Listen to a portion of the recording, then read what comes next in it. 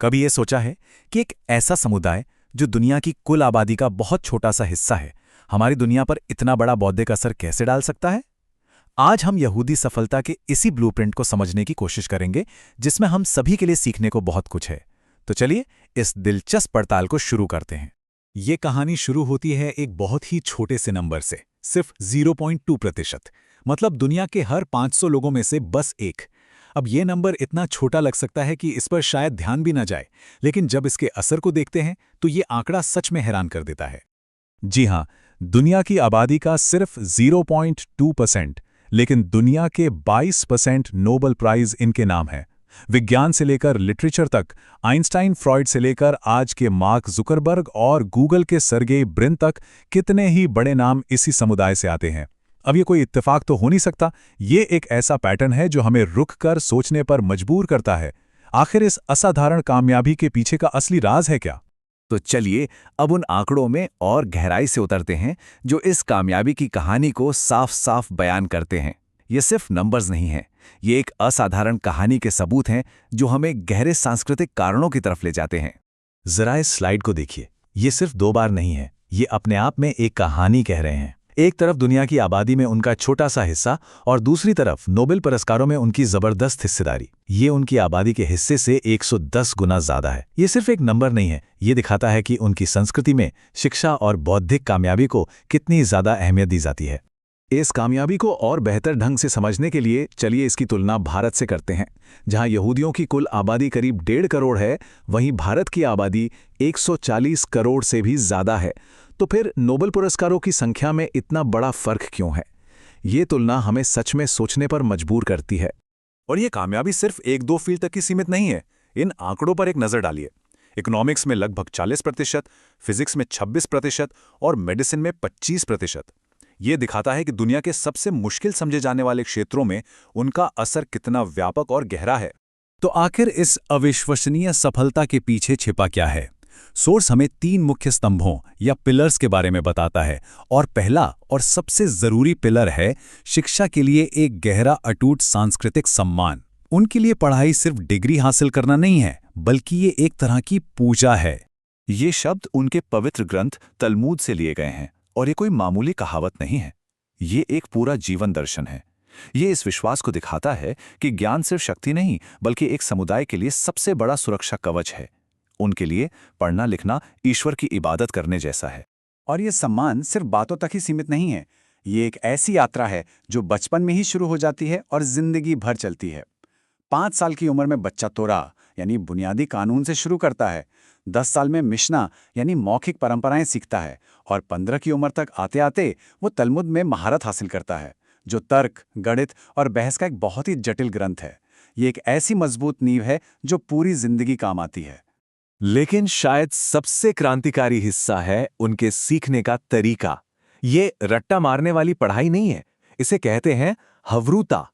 सोचिए, 2 स्टूडेंट्स एक दूसरे के तर्कों को चुनौती दे रहे हैं, सवाल पूछ रहे हैं और बहस कर रहे हैं। यही वो तरीका है जो क्रिटिकल थिंकिंग और तर्क को बढ़ावा देता है, जो किसी भी फील्ड में कामयाबी के लिए बहुत जरूरी है। शिक्षा तो एक मजबूत नींव है ही, लेकिन कहानी का दूसरा हिस्सा भी उतना ही जरूरी है। तो अब हम चलते हैं दूसरे पिलर की ओर, जो हमें बताता है कि कैसे इतिहास की सबसे बड़ी मुश्किलों ने उनमें अविश्वसनीय शक्ति और दृढ़ संकल्प पैदा किया। होलोकॉस्ट, ये मानव इतिहास की सबसे भयानक त्रासदियों में से एक थी। इसने यहूदी लोगों को हमेशा के लिए बदल दिया। आइंस्टीन और फ्राइड जैसे महान दिमागों को अपनी जान बचाने के लिए भागना पड़ा, लेकिन इस त्रासदी ने उन्हें तोड़ा नहीं, बल्कि उन्हें और भी ज्यादा मजबूत और दृढ़ बना दिया। इजराइल के पूर्व प्रधानमंत्री शिमोन पेरेस की ये शब्द उसी भावना को दिखाते हैं। ये एक ऐसी बेचैनी है जो हमेशा कुछ बेहतर करने के लिए उकसाती रहती है। ये वो आग है जो मुश्किलों में बुझती नहीं, बल्कि और ज्यादा भड़क उठती है, और यही तो उनकी असली ताकत है। और इस जज्बे का जीता जागता सबूत है आज का इजराइल। रेगिस्तान में बसा सिर्फ 90 लाख की आबादी वाला ये देश इनोवेशन और एंटरप्रेन्योरशिप का गढ़ है। सोचिए, नैस्डैक पर अमेरिका और चीन के बाद सबसे ज्यादा कंपनियां यहीं की हैं।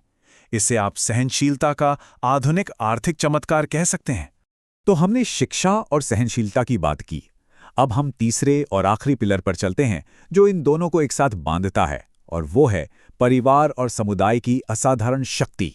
ये सिर्फ एक मजबूत परिवार होने की बात नहीं है, बात है एक ऐसा माहौल बनाने की जहां ज्ञान और सीखने को सबसे ज्यादा तवज्जो दी जाती है। युदी माँ का जो कॉन्सेप्ट है वो बच्चे की पढ़ाई के प्रति गहरे समर्पण को दिखाता है। शब्बत का डिनर सिर्फ खाना नहीं होता, बल्कि वहां विज्ञान और फलसफे पर बहस होती है।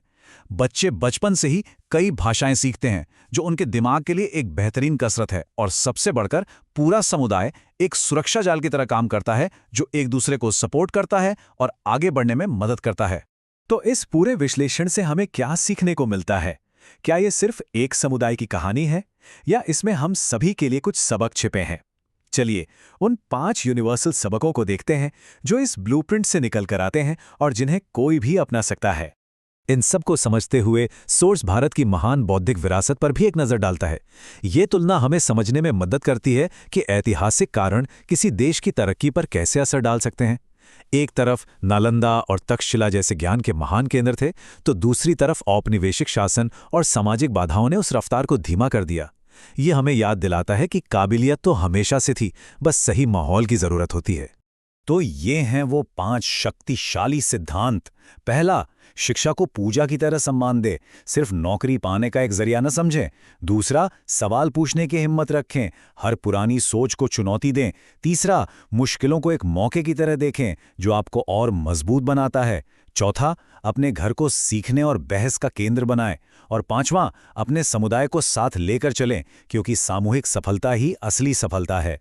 सिंगापुर को बनाने वाले ली कुआन यू के ये शब्द इस पूरे विश्लेषण का सार एक लाइन में बता देते हैं। ये एक शक्तिशाली रिमाइंडर है कि बौद्धिक शक्ति किसी भी समुदाय के लिए सबसे बड़ी और सबसे जरूरी संपत्ति है। तो सबसे जरूरी बात यह है कि ये दिमागी शक्ति कोई चमत्कार या जन्म से मिला कोई तोहफा नहीं है। जैसा कि ये विश्लेषण दिखाता है, यह हजारों सालों की संस्कृति, शिक्षा के प्रति अटूट समर्पण और मुश्किलों से लड़ने के जज्बे का नतीजा है। ये किस्मत नहीं, बल्कि कड़ी मेहनत और एक मजबूत सांस्कृतिक ब्लूप्रिंट का परिणाम है।